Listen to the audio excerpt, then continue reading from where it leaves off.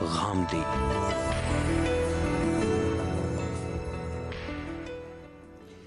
بسم اللہ الرحمن الرحیم۔ السلام علیکم۔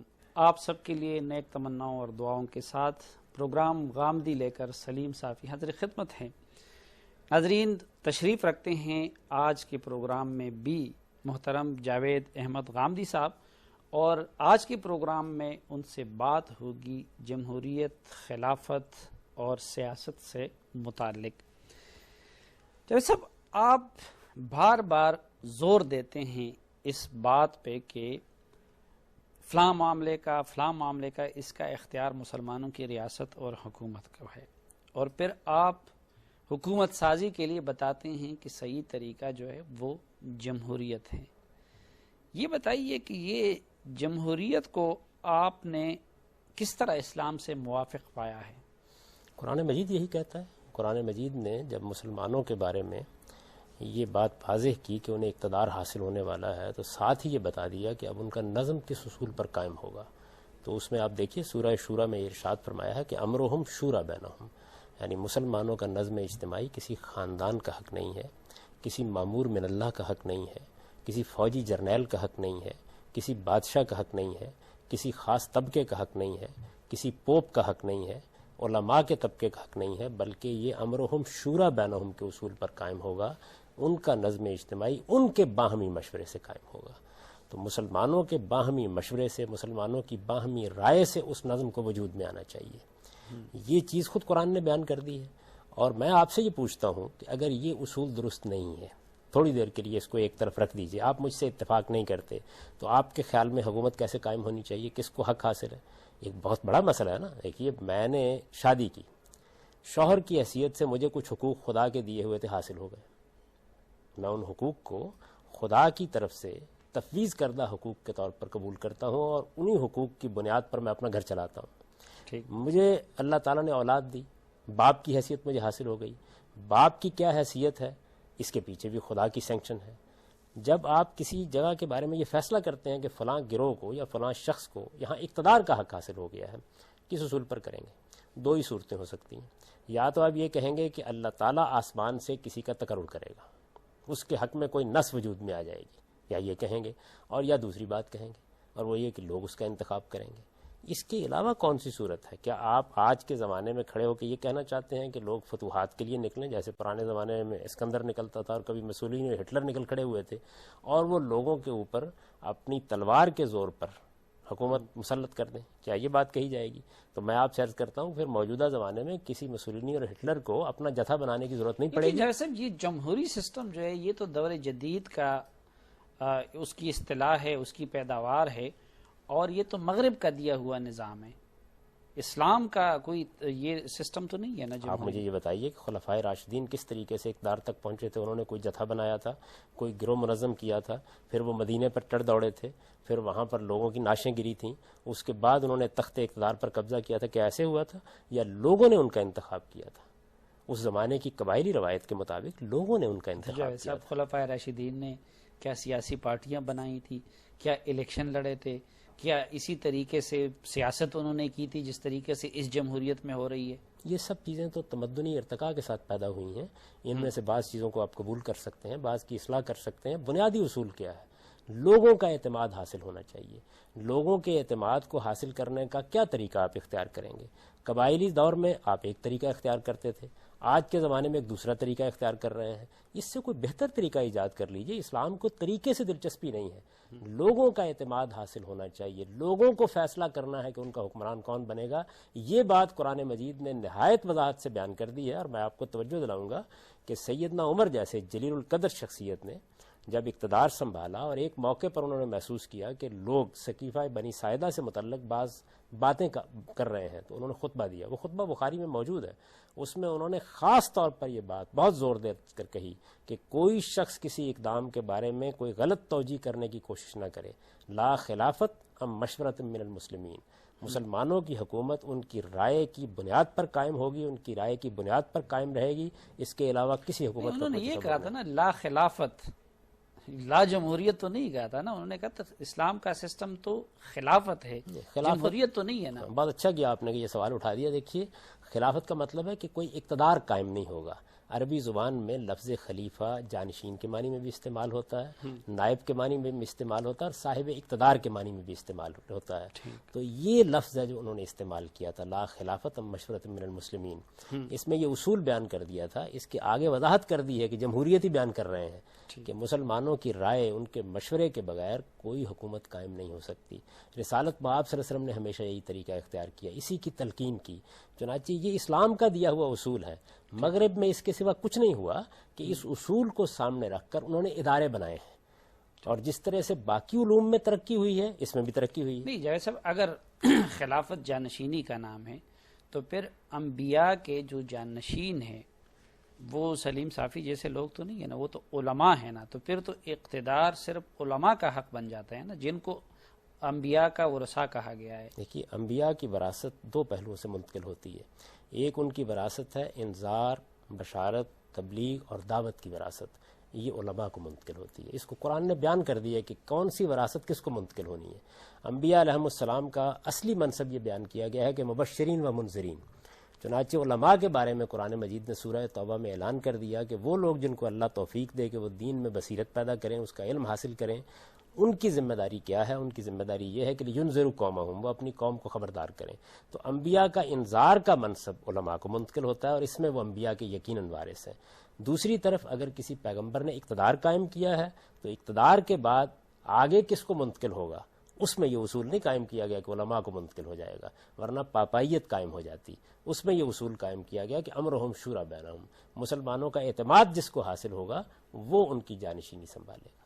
نہیں، لیکن اگر صرف مسلمانوں کی رائے کی بات ہو، آج اگر مسلمانوں کی اکثریت جو ہے ایک غیر مسلم کو حکمران بنانے کے حق میں رائے دے دے تو جمہوریت میں تو یہ بھی ہوتا ہے نا۔ یہ بات یہ ہے کہ تو کیا یہ اسلام کے اصولوں سے اگر مسلمان اس درجے تک پہنچ جائیں گے تو پھر آپ کے پاس کیا چارہ ہے؟ یعنی آپ کو کیا حق حاصل ہے؟ آپ مسلمانوں کے پاس جائیے اور ان کی اصلاح کیجیے۔ میں جو بات آپ پر واضح کرنے کی کوشش کر رہا ہوں وہ یہ ہے کہ جب آپ یہ گفتگو کرتے ہیں کہ اگر ایسا ہو جائے، سب مسلمان ایسے ہو جائیں، سوال یہ ہے کہ آپ کی یہ حیثیت کیا ہے کہ آپ اس کے بعد سب مسلمانوں کی مرضی کے خلاف کوئی اقدام کر ڈالیں؟ پھر آپ کو مسلمانوں ہی کو قائل کرنا ہوگا۔ میری حیثیت نہیں ہے، لیکن میں بات تو وہ کروں گا نا جو میرے اللہ نے اور میرے نبی نے مجھے بتائی ہے، جس نظام کو انہوں نے مجھے دیا ہے میں تو اس پہ اصرار کروں۔ بات کرنے سے تو آپ کو کوئی نہیں روکتا، میں بھی بات کرنے کا حق مانگ رہا ہوں اس قوم سے کہ جو میں صحیح سمجھتا ہوں مجھے اسے کہنے کا حق حاصل ہونا چاہیے۔ تو بات تو آپ ضرور کریں، آپ اقدام نہیں کر سکتے۔ آپ کو مسلمانوں کو قائل کرنا پڑے گا کہ تم غلط اقدام کر رہے ہو، تم نے غلط فیصلہ کیا ہے، تم اپنے نقطہ نظر کی تصحیح کرو۔ مسلمان آپ کی بات مانیں گے تو وہ کسی بہتر آدمی کو اپنا حکمران بنا لیں گے۔ نہیں جیسے میں صرف آپ کے بات کے حق سے اختلاف نہیں کر رہا ہوں، لیکن آپ بات بہت بڑی کر رہے ہیں کہ انگریزوں کے ایک بنائے ہوئے سسٹم کو اس کو جوڑ رہے ہیں میرے مذہب کے ساتھ، میرے قرآن کے ساتھ اور میرے دین کے ساتھ، اور یہ دعویٰ کر رہے ہیں کہ جمہوریت جو ہے وہ اسلامی اصولوں کے موافق ہے۔ اب ایک بنیادی سوال، صرف جز کا معاملہ نہیں ہے، جمہوریت میں عوام کو سپریم مانا گیا ہے، میرے دین کی روح سے سپریم جو ہے وہ صرف قرآن و سنت ہے، تو یہ روح میں اختلاف نہیں ہے ایک دوسرے کے ساتھ؟ کوئی اختلاف نہیں۔ دیکھیے عوام کون ہے؟ عوام اگر مسلمان ہے تو ہر مسلمان ہوتا ہے تو یہ مان کر ہوتا ہے کہ قرآن و سنت کی برتری اور حکومت مجھ پر قائم ہے، ہر مسلمان۔ تو ظاہر ہے کہ جب مسلمانوں کا نظم اجتماعی قائم ہوگا تو اس میں بھی یہ برتری آپ قائم ہو جائے گی، اس کو الگ سے قائم کرنے کی ضرورت نہیں ہوتی۔ مسلمان جیسے ہوں گے اسی کے لحاظ سے ان کا نظم اجتماعی وجود میں آئے گا۔ آپ مسلمانوں سے بڑھ کر مسلمانوں کے خیر خواہ نہیں ہو سکتے۔ آپ کا کام یہ ہے کہ آپ انہیں قرآن و سنت کی طرف دعوت دیں۔ ان میں سے جتنا قرآن و سنت کی حکومت کو شخص تسلیم کرے گا، اشخاص کے مجموعے میں بھی اتنا ہی قرآن و سنت کی برتری قائم ہوگی۔ سسٹم کو میں غلط تو کہوں گا نا، میں یہ تو کہوں گا نا کہ وہ اسلام کے مطابق نہیں ہے۔ آپ لوگ تو یہ کر رہے ہیں کہ موجودہ جمہوری سسٹم کو اسلام کے اصولوں سے موافق قرار دے رہے ہیں۔ یہ بات یہ ہے کہ اسلام کا اصول کیا ہے، پہلے اس کو طے کر لینا چاہیے نا۔ اسلام کا اصول اگر کہیں قرآن و سنت میں یہ لکھا ہوا ہے کہ کوئی مامور من اللہ آسمان سے نازل ہوگا اور وہ حکومت سنبھالے گا تو مجھے بتا دیجئے کہاں لکھا ہوا ہے۔ اگر اسلام کا اصول یہ ہے کہ علماء کے ہاتھ میں اقتدار دے دیا جائے گا تو آج راہ کرم قرآن و سنت میں لکھا ہوا بتا دیجئے۔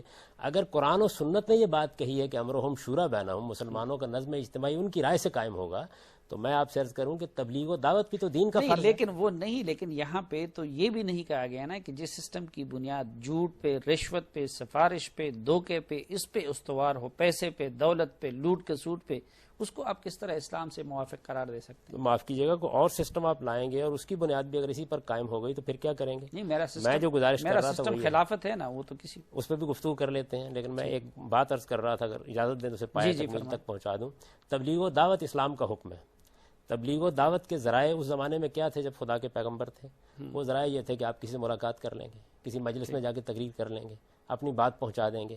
موجودہ زمانے میں اسی مغربی تمدن نے آپ کو وہ ذرائع فراہم کر دیے کہ آج ہم یہاں بیٹھے ہوئے بات کر رہے ہیں. بے شمار علماء اسی ٹیلی ویژن کے ذریعے سے، انٹرنیٹ کے ذریعے سے، دوسرے ذرائع سے اپنی بات پہنچا رہے ہیں. اس میں آپ مغربی چیزوں کو کیوں اختیار کرتے ہیں؟ آپ اپنی مسجدوں میں مکبر الصوت اور لاؤڈ اسپیکر کیوں لے کے جاتے ہیں؟ ایک زمانہ تھا کہ لاؤڈ اسپیکر حرام تھا اس لیے کہ وہ کہیں دور سے آیا تھا. آج صورتحال یہ ہے کہ مولوی حضرات سے اس کو چھیننا مشکل ہو جاتا ہے. تو یہ ساری چیزیں آپ نے کیسے کی ہیں؟ ایسے ہی اس معاملے میں بھی ہوا ہے. امرہم شورو بینہم آپ کا اصول تھا. ہماری بدقسمتی یہ ہے کہ ہم 1000 سال تک اس کی بنیاد پر کوئی نظم قائم نہیں کر سکے. ہم نے اس کے بجائے ملوکیت قائم کر لی. اگر مغرب میں اس کی ترقی ہوئی، اس اصول کو سامنے رکھ کر ادارے بنائے گئے، تو جہاں جہاں ان اداروں میں کوئی خرابی ہے اسے آپ دور کر لیجئے. جی بہت شکریہ. ناظرین، جاوید صاحب شاید درست فرماتے ہیں کہ ہم بیچ کے عرصے میں خلافت قائم نہیں کر سکے اور ملوکیت پہ آ گئے، اسی لیے وہ جمہوریت کی وکالت کر رہے ہیں. لیکن ہم ان کے سامنے سوال رکھیں گے کہ جمہوریت پہ اصرار کی بجائے ہم اپنے اس ملوکیت سے پہلے کے دور یعنی خلافت کی طرف کیوں نہ جائیں اور اس پہ اصرار کیوں نہیں کریں گے؟ اس موضوع پہ بات ہوگی لیکن ایک وقفے کے بعد.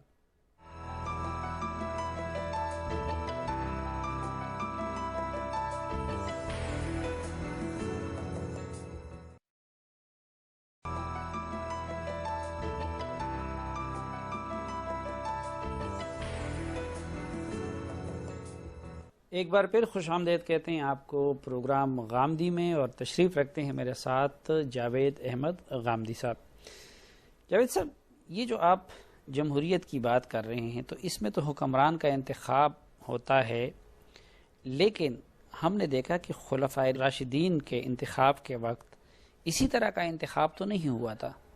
تو پھر آپ کس طرح کہہ سکتے ہیں کہ یہ اسلام کے مطابق ہے؟ اس لفظ خلافت کو بھی ذرا دیکھ لیجئے. ہمارے ہاں عام طور پر لوگ یہ کہتے ہیں کہ ہم نظام خلافت قائم کرنا چاہتے ہیں. یہ لفظ کیسے وجود میں آیا؟ رسالت مآب صلی اللہ علیہ وسلم کے بعد سیدنا ابو بکر صدیق رضی اللہ عنہ کو حکمران منتخب کیا گیا. میں لفظ منتخب کیا گیا استعمال کر رہا ہوں اور میں یہ بتاؤں گا کیسے منتخب. جو تاریخ پڑھی اس میں نامزدگی کی، حضور نے ان کو نامزد کیا. میں عرض کروں گا جی ایسا نہیں ہوا، بالکل لوگوں نے ان کا انتخاب کیا ہے، لیکن اس کے بارے میں ہم بات کرتے ہیں.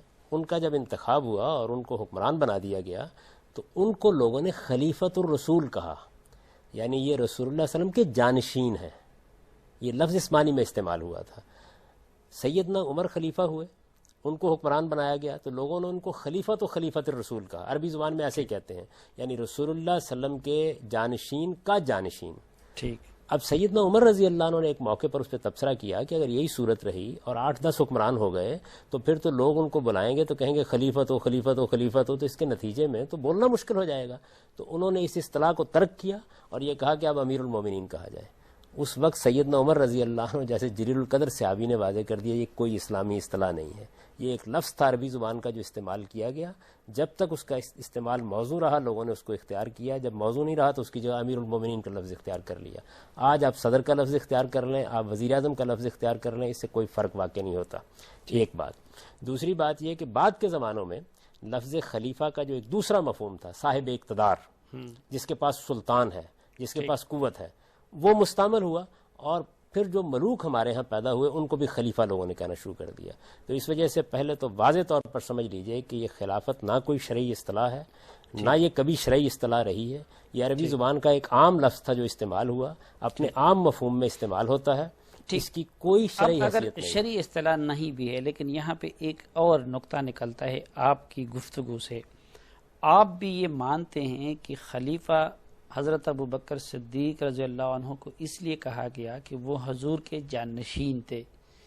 جانشین وہ ہوتا ہے کہ مثلا آپ کا جانشین وہ ہوگا جو آپ سے کسی مناسبت کی وجہ سے آ کے آپ کی جگہ بیٹھ جائے، نہ کہ لوگ اس کا انتخاب کرے. تو تو خود خلیفہ کے لفظ سے بھی یہ بات سامنے نہیں آتی کہ خلفائے راشدین کا یا حضرت ابوبکر صدیق کا یا حضرت عمر کا انتخاب نہیں ہوا تھا، بلکہ وہ جانشین تھے. تو اس کا مطلب یہ کہ اسلام کے سسٹم میں تو یہ انتخاب نہیں تھا نا. نہیں، دیکھیے بات ہے، جانشین تو ہر اس شخص کو کہا جائے گا جو ایک کے بعد آئے گا. اس کے لیے ضروری نہیں ہے کہ مناسبت ہو. اللہ تعالیٰ تو یہ لفظ استعمال کرتے ہیں جو قومیں ایک دوسرے کے بعد آتی ہیں ان کے لیے بھی. مثال کے طور پر عاد کے بارے میں کہتے ہیں یا سمود کے بارے میں کہ وہ قوم نوح کے جانشین ہوئے، یعنی ان کی جگہ پر آ گئے. تو سیدنا ابوبکر صدیق کو بھی اسی لحاظ سے کہا گیا کہ جو ذمہ داری مسلمانوں کے نظم اجتماعی میں رسالت مآب صلی اللہ علیہ وسلم کی ذات والا صفات انجام دے رہی تھی، وہ ذمہ داری اب وہ آپ کی جانشینی میں انجام دیں گے. یہ مطلب تھا اس کا. انتخاب ان کا کیسے ہوا، اس کی تھوڑی سی تفصیل ہے، مجھے آپ موقع دیجئے میں آپ کو عرض کروں. رسالت مآب صلی اللہ علیہ وسلم کے زمانے میں جو بڑے گروہ وہاں تھے، قبائلی نظام سے آپ بہت واقف ہیں، مجھ سے زیادہ واقف ہیں. اس کے اندر مثال کے طور پر وزیری قبائل ہے، محسود قبائل ہے. یہ قبائل جو ہے ان کا اپنا ایک اجتماعی نظم ہوتا ہے، ان کے اپنے اندر قیادت کے کچھ طریقے ہوتے ہیں، اور وہ پرانے زمانے میں موروثی کم اور بڑی حد تک انتخابی ہوتی تھی. یعنی لوگوں کی صفات اور اوصاف کی بنیاد پر قبیلے کے سربراہ کا انتخاب کر لیا جاتا تھا. عرب میں بھی یہی قبائلی نظام تھا. قبائلی نظام کو آپ چشم زدن میں تبدیل نہیں کر سکتے. چنانچہ دو بڑے قبیلے وہاں موجود تھے، ایک تو قریش کا قبیلہ تھا اور دوسرے اوس و خزرج کے قبائل نے انصار کی حیثیت اختیار کر لی تھی. تو انصار اور مہاجرین یہ دو گروہ تھے. رسالت مآب صلی اللہ علیہ وسلم نے انہی کے اکابر کے مشورے سے ہمیشہ نظم حکومت چلایا. جب آپ کا آخری سال ہوا تو اب یہ سوال پیدا ہوا کہ حکومت اور اقتدار کس کو منتقل ہوگا. تو رسالت مآب صلی اللہ علیہ وسلم نے اس موقع پر یہ محسوس کر کے کہ میرے بعد کوئی نزاع نہ پیدا ہو جائے، اصول بھی بیان کیا اور فیصلہ بھی سنا دیا. اصول آپ نے بیان کیا یہ کہ مسلمانوں کا نظم اجتماعی چونکہ ان کی رائے سے قائم ہونا ہے، تو ان دونوں گروہوں میں سے قریش کو زیادہ لوگوں کی تائید حاصل ہے. چنانچہ بہت سی روایتوں کے اندر یہ واقعہ بیان ہوا ہے کہ آپ نے نہ صرف یہ کہ قریش کے لیڈروں کو بلایا، انصار کے لیڈروں کو بھی بلایا، اور ان دونوں کو بلا کے ان کے ساتھ یہ کہا، خاص طور پر انصار کو مخاطب کر کے کہ قدموا قریشا ولا تقدموها، یعنی تم قریش کو آگے کرو گے. کیوں؟ اس لیے کہ الناس تبع لقریش، لوگوں کی اکثریت قریش کی تابع ہے، قریش کی پیرو ہے، وہ قریش کی قیادت کو تسلیم کرتے ہیں. بلکہ مزید ارشاد فرمایا مسلمہم لمسلمہم و کافرہم لکافرہم، ان کے مسلمان بھی اسی طرح سے ان کے پیرو ہیں جس طرح ان کے منکرین پیرو ہیں. موجودہ جمہوریت ہوتی تو اس میں تو پھر نہ یہ فیصلہ وہ اناؤنس کرتے کہ حکمران قریش سے ہوگا، نہ پھر یہ خود فیصلہ کرتے کہ حضرت ابوبکر صدیق جو ہے آپ کے خلیفہ ہوں گے. بلکہ موجودہ دور میں تو یہ کہ پھر الیکشن ہوتا، جو بھی قریش سے جیتا یا اوس سے جیتا یا خزرج سے جیتا تو وہ سامنے آتا اور حکمران بنتا. الیکشن آج کے زمانے میں کرانا ممکن ہے، اس زمانے میں الیکشن کرانا ممکن نہیں تھا. آج کے زمانے میں بھی آپ کو سوچنا پڑتا ہے کہ کسی بہت بڑے ملک میں الیکشن کرایا جائے تو کس طریقے سے کرایا جائے. یہ ذرائع مواصلات کی ترقی نے ممکن بنایا ہے کہ عظیم سلطنتوں میں بھی الیکشن ہو جاتے ہیں. اس وقت فیصلہ کرنے کے لیے وہی طریقے موزوں تھے جو طریقے اس وقت کے تمدن میں موجود تھے. تو رسالت مآب صلی اللہ علیہ وسلم کی حیثیت کیونکہ ہر نزاع سے بالا تر تھی، آپ خدا کے پیغمبر تھے. لیکن بعد کے جو خلفائے راشدین تھے ان کا انتخاب تو ایک الگ طریقے سے ہوا. میں آپ سے گزارش کرتا ہوں کیسے ہوا، وہی بالکل ٹھیک جمہوری اصول پر ہوا. تو پہلے میں جو گزارش کر رہا تھا وہ یہ ہے کہ حضور نے نہ صرف یہ کہ فیصلہ سنایا ہے بلکہ فیصلے کی دلیل دی ہے، اور وہ دلیل یہ دی ہے کہ الناس تبع لقریش، میں یہ فیصلہ اس اصول پر کر رہا ہوں کہ اندھے دیکھ رہے ہیں کہ قریش ہی ہیں کہ جن کو عوام کا اعتماد حاصل ہے. تو یہ فیصلہ آپ نے ان کے بارے میں کیا. سیدنا ابوبکر صدیق کے بارے میں آپ نے کوئی فیصلہ نہیں سنایا، چند اشارات ضرور دیے. مثلا ان کو نماز میں امام کھڑا کر دیا، اس سے لوگوں کی رہنمائی ہوئی، اور خدا کے پیغمبر نے یہ رہنمائی فرمائی. یہ میں نے یا آپ نے یا کسی ملا عمر نے یا کسی ٹیپو سلطان نے یا کسی مہدی سوڈانی نے نہیں فرمائی. خدا کا پیغمبر جو خدا کی طرف سے مامور تھا انہوں نے رہنمائی فرمائی، فیصلہ کیا، فیصلے کی دلیل دی. اس طرح اس اصول کو موقت کر دیا کہ فیصلے کی بنیاد آپ کا کوئی شخصی انتخاب نہیں ہے، فیصلے کی بنیاد لوگوں کا اعتماد ہے، اور لوگوں کو تلقین کی کہ لوگوں کے اعتماد کی بنیاد پہ فیصلہ ہوگا. اسی فیصلے کا حوالہ دیا گیا بنی ساعدہ کے اس چبوترے میں جہاں بحث ہو رہی تھی. سیدنا ابوبکر صدیق نے یہی روایت سنائی، سعد بن معاذ سے یہی بات پوچھی، سعد بن عبادہ سے یہی بات پوچھی. اس کی بنیاد پر انصار نے اتفاق کیا اور کوئی جتھا نہیں بنا، کسی نے تلوار نہیں اٹھائی، پرامن طریقے سے تمام لوگوں نے ان کی حکومت کو تسلیم کر لیا. سیدنا ابو بکر صدیق رضی اللہ عنہ کی اس حکومت پر تبصرہ کیا سیدنا عمر نے اسی خطبے میں، جس کا میں نے کسی پچھلے پروگرام میں حوالہ دیا تھا. اس میں انہوں نے فرمایا کہ سیدنا ابو بکر صدیق کی شخصیت ایسی شخصیت تھی تقطع العناق ہے کہ لوگوں کی گردنیں ان کے سامنے جھک جاتی تھیں. بسا اوقات جمہوری نظام میں بھی ایسی شخصیات ہوتی ہیں کہ ہر آدمی کو نظر آ رہا ہوتا ہے کہ اس کے علاوہ کسی اور کے انتخاب کا کوئی سوال ہی نہیں ہے. آپ دیکھیے مثال کے طور پر پیپلز پارٹی ہے، ذوالفقار علی بھٹو صاحب زندہ ہیں، ان کے انتخاب کا موقع ہے، تو آپ اعتماد سے کہہ سکتے ہیں کہ پیپلز پارٹی انہی کے بارے میں فیصلہ کرے گی. بالکل اسی طریقے سے جماعت اسلامی میں مولانا سید ابو اللہ صاحب مودودی کی شخصیت تھی، اعتماد سے کہہ سکتے تھے کہ انہی کے بارے میں فیصلہ ہوگا. تو سیدنا ابو بکر صدیق کے بارے میں یہ اعتماد تھا. اگلے دن کسی نے خروج نہیں کیا تھا، لوگوں نے قبول کیا اس فیصلے کو اور اس کی بنیاد پر یہ فیصلہ نافذ ہوا. ٹھیک، اور اس فیصلے کے بعد ایک اور عمل ہوا جس کو بیعت کہتے ہیں. جاوید احمد غامدی صاحب فرماتے ہیں کہ خلفائے راشدین کا انتخاب بھی خالص جمہوری اصولوں کے مطابق ہوا اور اکثریت کی رائے کو ملحوظ خاطر رکھا گیا، لیکن وہاں جو دوسرا عنصر تھا خلافت میں، یعنی سمع و طاعت اور بیعت کا، وہ موجودہ جمہوری نظام میں کہاں پہ سمو جاتا ہے؟ یہ جاوید صاحب سے پوچھیں گے، لیکن ایک وقفے کے بعد.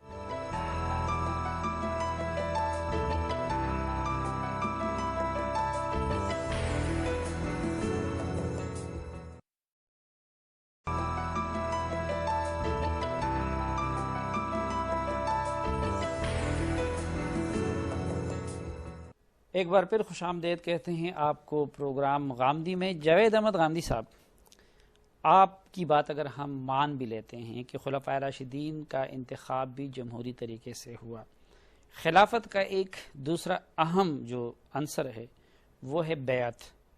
موجودہ جمہوری سسٹم میں تو ہمیں وہ چیز کہیں نظر نہیں آتی، اور ہماری دین کے روح سے سمع و اطاعت اور بیعت کو لازم قرار دیا گیا ہے.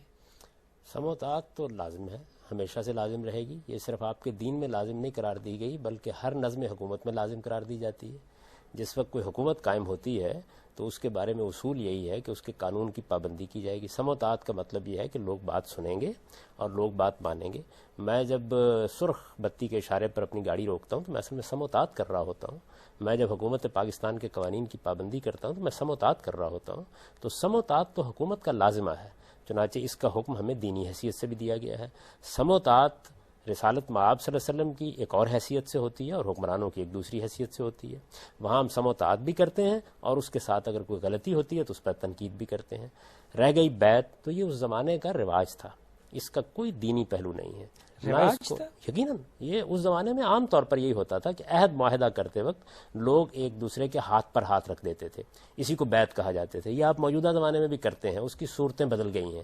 جس وقت آپ کی پارلیمنٹ کا انتخاب ہوتا ہے تو حلف اٹھایا جاتا ہے باقاعدہ، یہ وہی حلف ہے.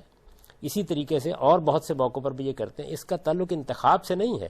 جب کوئی حکمران منتخب ہو جائے گا تو پرانے زمانے میں یہ طریقہ ہوتا تھا کہ پھر اس سوسائٹی کے ارباب حل وقت کھڑے ہو کے یہ کہتے تھے. اس میں تو امیر یا امیر المومنین اس کے ہاتھ پہ بیعت کی جاتی تھی اور اس کی تابعداری کا حلف اٹھایا جاتا. یہ جو آئین وغیرہ اس وقت آپ حلف اٹھاتے ہیں، اس میں تو آپ آئین کی پاسداری کا حلف اٹھاتے ہیں یا اپنے فرائض کے حوالے سے کوئی وعدے وعید کرتے ہیں، تو یہ کہاں سے اس کی ساتھ؟ اس میں بھی کسی کی شخصی وفاداری کا کوئی سوال نہیں ہوتا تھا، بلکہ یہ کہا جاتا تھا کہ ہمیں جو حکم قرآن و سنت کے مطابق دیا جائے گا ہم اس کی پیروی کریں گے. سیدنا ابو بکر صدیق رضی اللہ عنہ نے تو اپنے پہلے خطبے میں یہ بات واضح کر دی تھی اور یہ اصول قائم کر دیا گیا تھا کہ اللہ کی معصیت کے معاملے میں کسی کی اطاعت نہیں ہے. اطاعت تو اصل میں وہاں بھی قانون کی جاتی ہے، قرآن اور سنت کا قانون ہے اور اس کے تحت جو قانون سازی ہوتی ہے اسی کی اطاعت کی جاتی ہے. تو یہ اطاعت کا عہد ہے. جس وقت ہم انتخابات کرتے ہیں تو دیکھیے، مجھے انتخابات میں ہو سکتا ہے کہ ایک شخص سے اتفاق ہو، آپ کو ایک دوسرے شخص سے اتفاق ہو، ہم ووٹ دینے میں اختلاف کرتے ہیں. جب فیصلہ ہو جاتا ہے تو پھر سب اس حکم کو مانتے ہیں اور اس فیصلے کو تسلیم کر لیتے ہیں.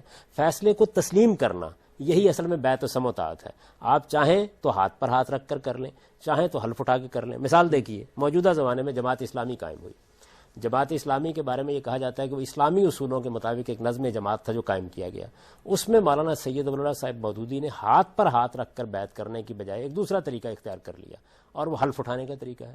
اس کا رکن عہد رکنیت پر دستخط کرتا ہے اور حلف اٹھاتا ہے. تو یہ بات خود مولانا سید ابو اللہ صاحب مودودی کے اس عمل سے واضح ہو گئی کہ بیعت سمع و اطاعت کو اسلام کا حکم نہیں ہے. ایک اور حوالے سے موجودہ جمہوریت اور خلافت ایک دوسرے سے مختلف نظر آتے ہیں. خلافت میں امیر اور طاقت کا منبع ایک ہوا کرتا تھا. جو امیر المومنین بن جاتا تھا سب کچھ اس کی ذات کے گرد ہوتا تھا.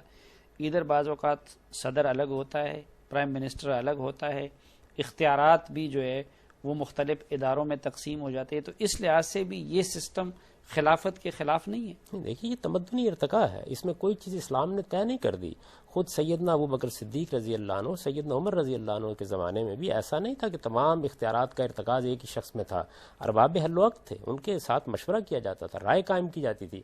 اس کا بڑا مشہور واقعہ جو ہے وہ خود سیدنا عمر رضی اللہ عنہ کے زمانے میں پیش آیا، جب سواد عراق کی زمینیں فتح ہوئیں اور بہت بڑے بڑے رقبے مسلمانوں کے قبضے میں آ گئے، تو ان کے بارے میں اختلاف ہو گیا لوگوں کے مابین، ارباب حل وقت کے مابین، کہ ان کا نظم و نسق کیسے چلایا جائے، کیا یہ سرکاری ملکیت میں رہیں یا نجی ملکیت میں دے دی جائے. اس پر 6 دن تک بحث ہوتی رہی، یہاں تک کہ پھر متناسب نمائندگی کے اصول پر تمام قبائل کے نمائندے بلائے گئے. چنانچہ قاضی ابو یوسف اس کے بارے میں لکھتے ہیں کہ خمسۃ من الاوس و خمسۃ من الخزرج، 5 اوس میں سے 5 خزرج میں سے، اسی طرح مہاجرین و انصار میں سے لوگ جمع ہوئے اور پھر انہوں نے بحث مباحثہ کر کے ایک فیصلہ کیا.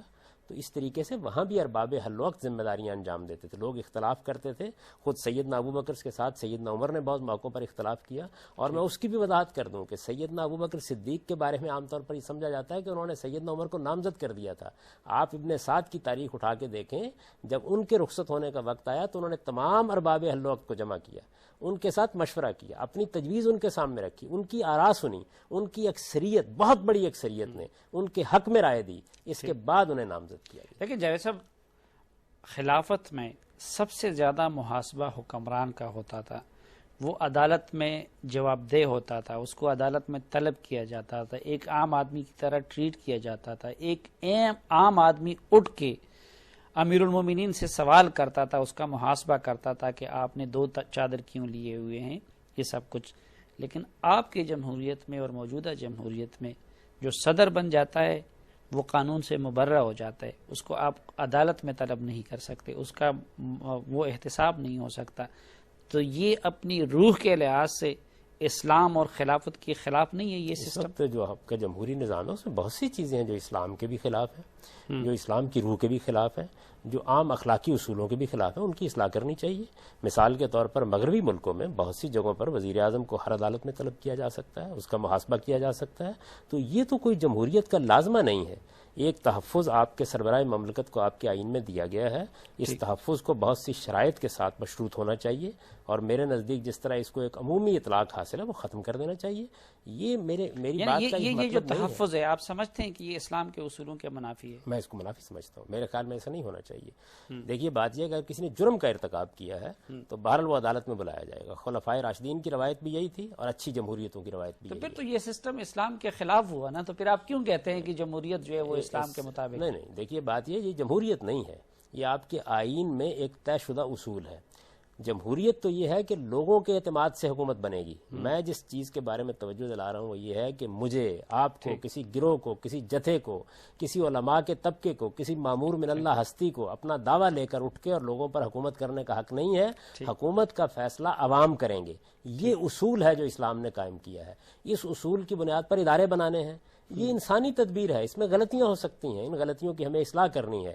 ہو سکتا ہے کہ آپ مجھ سے پوچھیں تو میں یہ کہوں کہ پاکستان کے لیے صدارتی نظام بہتر ہے. ممکن ہے کہ آپ مجھ سے پوچھیں تو میں یہ کہوں کہ پاکستان کے آئین میں فلاں اور فلاں تبدیلی. ابھی آپ نے 18ویں ترمیم کی ہے، اس کا مطلب یہ ہے کہ آئین میں جو کچھ آپ نے لکھا ہے یہ کوئی صحیفہ آسمانی نہیں ہے.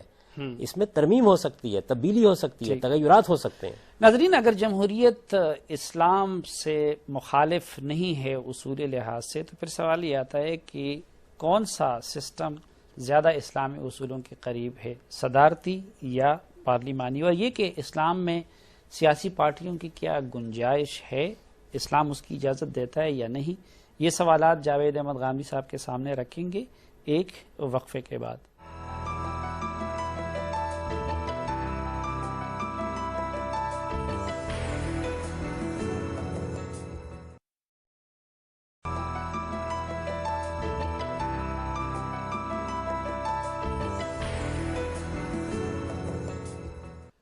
ویلکم بیک ناظرین، تشریف رکھتے ہیں میرے ساتھ جاوید احمد غامدی صاحب، اور ان کے ساتھ گفتگو ہو رہی ہے اسلام اور جمہوریت سے متعلق.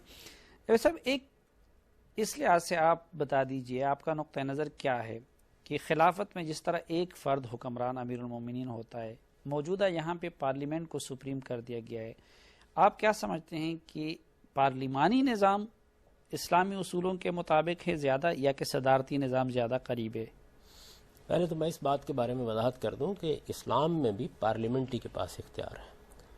رسالت مآب صلی اللہ علیہ وسلم نے جو اصول قائم کیا وہ یہ تھا کہ ارباب حل وقت، یہ اصطلاح آپ نے سنی ہوگی، ارباب حل وقت معاملات چلائیں گے، ان کے اندر سے کسی ایک شخص کو امیر المومنین یا خلیفہ یا سربراہ مملکت منتخب کر لیا جاتا تھا۔